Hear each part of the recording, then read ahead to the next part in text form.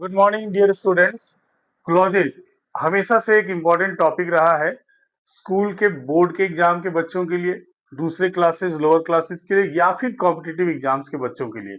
देखिएगा, ये एक कंफ्यूजन हमेशा क्रिएट करता है, लेकिन 5 मिनट का समय आप मुझे दीजिए, ध्यान से देखिएगा और मैं ये क्लियर आपको करने जा रहा हूँ, बस only 5 minutes, with in 5 minutes. ये देखिए, क्लॉजेज का एक स्टैंडर्डाइज डेफिनेशन क्या है, सारी किताबों में मिलता है। A part of a sentence which has a subject and a predicate of its own. लेकिन मैं एक सेंटेंस लिख रहा हूं, I am absent in the class today, suppose that. अब कोई बच्चा कहता है कि सर मैं आई और एम एब्सेंट, ये सब्जेक्ट है और ये प्रेडिकेट है, क्या मैं इन दोनों को निकाल लूं तो ये क्लॉज कहलाएगा?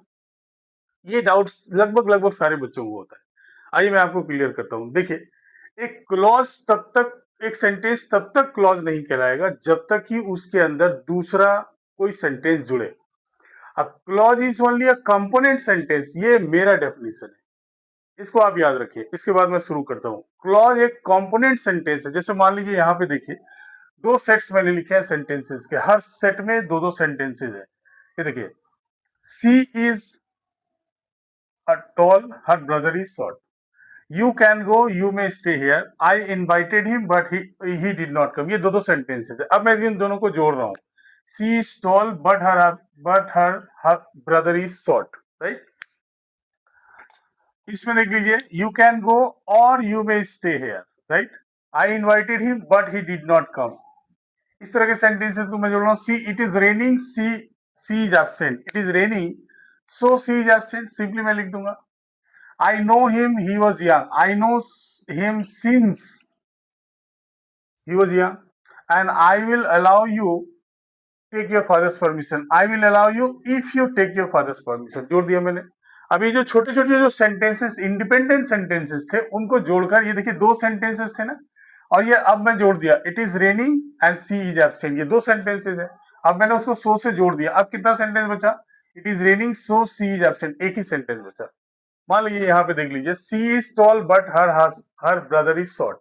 ये she is tall, her brother is short, दो सेंटेंस थे, बट मैंने बीच में लगा दिया, अब ये जुड़कर एक सेंटेंस बना।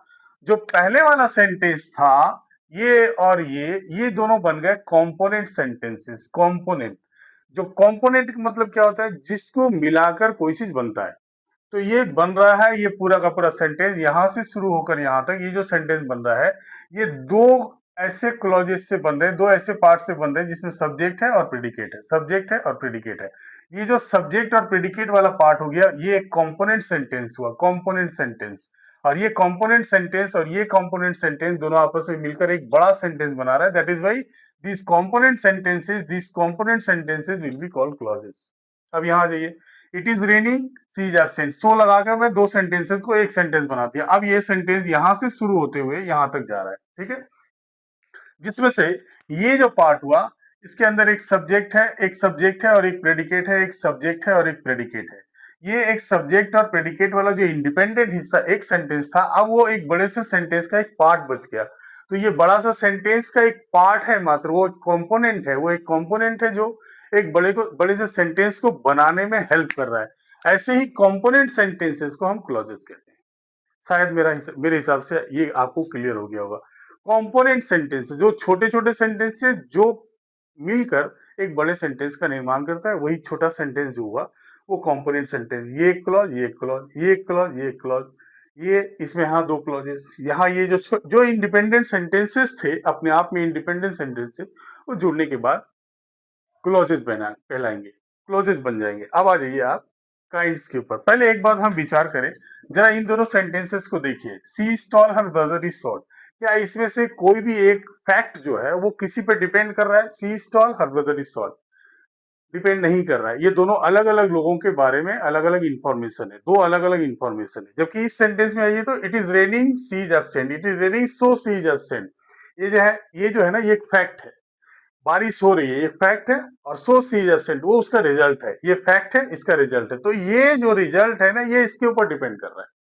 रिजल्ट ये तभी बनेगा जब ये रीजन होगा। Suppose that I know him since he was young, ये मैं उसको जानता हूं कब से। ये जो हो गया ना, ही वॉज यंग, ये जो है जानने का टाइम टाइम है। तो ये क्या हो गया? एक डिपेंडेंट पार्ट हो गया, ये इंडिपेंडेंट पार्ट हो गया।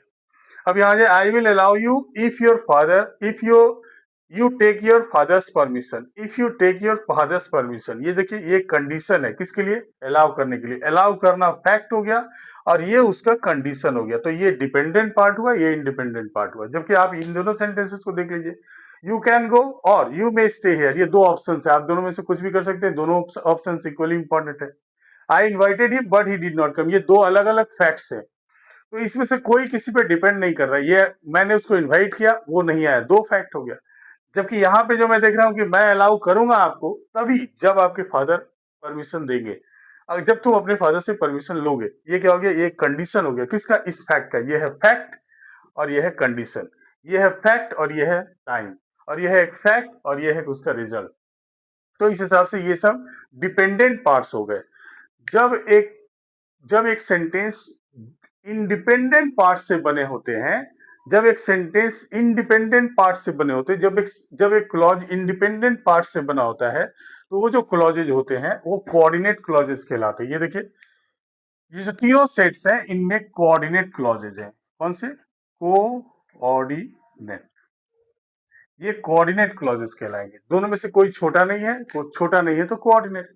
और यहां पे आप देख लीजिए, जब एक independent clause independent part dependent part के साथ कलेक्ट होता है, तो इंडिपेंडेंट वाला जो पार्ट होता है वो प्रिंसिपल क्लॉज कहलाता है। याद रखिएगा, इंडिपेंडेंट क्लॉज, प्रिंसिपल क्लॉज, ये हो गया प्रिंसिपल क्लॉज, ये सारे हो गए प्रिंसिपल क्लॉजेज, ये तीन हो गए, तीनों प्रिंसिपल क्लॉज, और ये तीनों हो गए सबऑर्डिनेट क्लॉज। डिपेंडेंट है, ये तीनों डिपेंडेंट है, और डिपेंडेंट क्लॉज को ही हम लोग क्या कहते हैं, सबऑर्डिनेट क्लॉज कहते हैं। ये हो गए सबऑर्डिनेट क्लॉजेस। देख लीजिए, इंडिपेंडेंट क्लॉजेस जब आपस में जुड़ा तो दोनों जो क्लॉजेस हुए वो इंडिपेंडेंट क्लॉजेज हैं, तो वो कोऑर्डिनेट क्लॉजेस कहलाएंगे। लेकिन जब एक इंडिपेंडेंट क्लॉज डिपेंडेंट क्लॉज से जुड़ेगा, तो जो इंडिपेंडेंट क्लॉज होगा वो प्रिंसिपल क्लॉज कहलाएगा, और डिपेंडेंट क्लॉज जो होगा वो सबऑर्डिनेट क्लॉज कहलाएगा। हम प्रिंसिपल क्लॉज यहां नहीं बोल सकते, ये दोनों इंडिपेंडेंट है, but we can't call them independent principal clauses और main clauses. Principal clause has another name, main clause.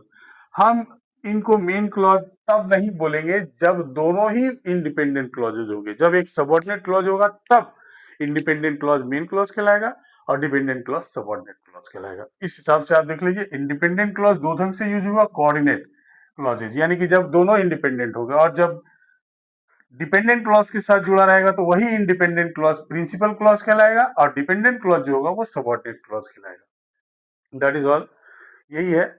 और आप इसको बेहतर से समझ लीजिए। अगर इसमें अगर आपको कोई डाउट होता तो आप एक लिस्ट देख लीजिए। एक डाउट और भी होता है कि हम कैसे डिसाइड करें किसी सेंटेंस को कौन इंडिपेंडेंट है कौन डिपेंडेंट है। तो हमेशा याद रखिएगा, इंडिपेंडेंट क्लॉज क्या होता है, दो कंडीशन में, नो कनेक्टर्स, दो होता है कंडीशन। एक होता है इंडिपेंडेंट क्लॉज के आगे कोई कनेक्टर नहीं होता है, या फिर दूसरा होता है कोऑर्डिनेटिंग कनेक्टर्स होते हैं। कोऑर्डिनेटिंग कनेक्टर्स के द्वारा ये कनेक्ट होते हैं। कोऑर्डिनेटिंग कनेक्टर्स होते हैं चार। आपके सामने मैं स्क्रीन पर एक लिस्ट दे रहा हूं, इस लिस्ट में आप देख लीजिए, ये चार कनेक्टर जो होंगे, चार टाइप्स के जो कनेक्टर्स होंगे वो कोऑर्डिनेटिंग कनेक्टर्स होंगे। इनसे जुड़ने वाला जो क्लॉज होगा वो कोऑर्डिनेट क्लॉजेज होंगे, इंडिपेंडेंट क्लॉजेज होंगे। और इसके बाद आप देख लीजिए, डिपेंडेंट क्लॉज जो होते हैं वो हमेशा सबऑर्डिनेटिंग कनेक्टर के द्वारा, सबऑर्डिनेटिंग कनेक्टर बोलिए या कंजंक्शन बोलिए, एक ही बात होता है, कनेक्टर या सबऑर्डिनेटिंग कंजंक्शन से जुड़ते हैं क्या, डिपेंडेंट या सबऑर्डिनेट क्लॉजेस। तो सबऑर्डिनेट क्लॉजेस का भी स्क्रीन पर मैं एक दे दिया हूं, इसको आप ध्यान से देख लीजिए, स्क्रीनशॉट ले लीजिए और उसको याद कर लीजिए। अगर आपको ये कौन डिपेंडेंट है कौन इंडिपेंडेंट है इसमें कंफ्यूजन होता है, तो बस आप क्या करें, कोऑर्डिनेटिंग और सबऑर्डिनेटिंग कंजंक्शन के लिस्ट का स्क्रीनशॉट ले लें, उसको बार बार पढ़कर याद करें, और उसके बाद क्लॉजेस और उसके काइंड्स आपके लिए क्लियर हो जाता है। कैसा लगा मेरा ये वीडियो? अगर आपको समझ में आ गया तो लाइक सब्सक्राइब कमेंट करना ना भूलिए। मिलते हैं अगले वीडियो में। Thank you very much.